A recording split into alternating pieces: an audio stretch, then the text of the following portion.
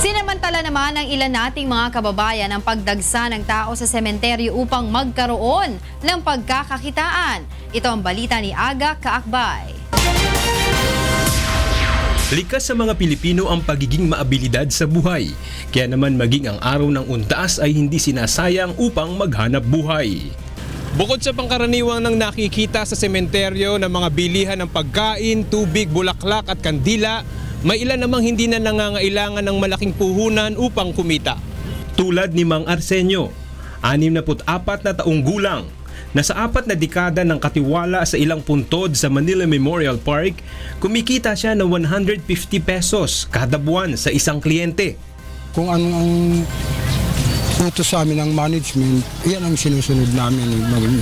Linisin ang mga puntod ng mga living sa Manila Memorial, yung mga nagpapamintin sa amin.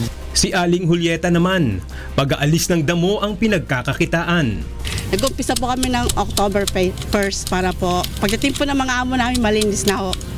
May pera sa basura, ang wika nga nila, gaya ni Aling Rizalita na nangungulekta at nagre-recycle ng basura mula sa Manila Memorial Park. Malaking tulong po siya sa katulad sa pagbaha. Nakakabawas po siya sa kalat sa mga kanal.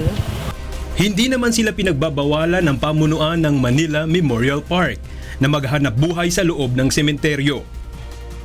Sila naman ay humingi ng pahintulot at nagsasabit ng mga pangalan nila.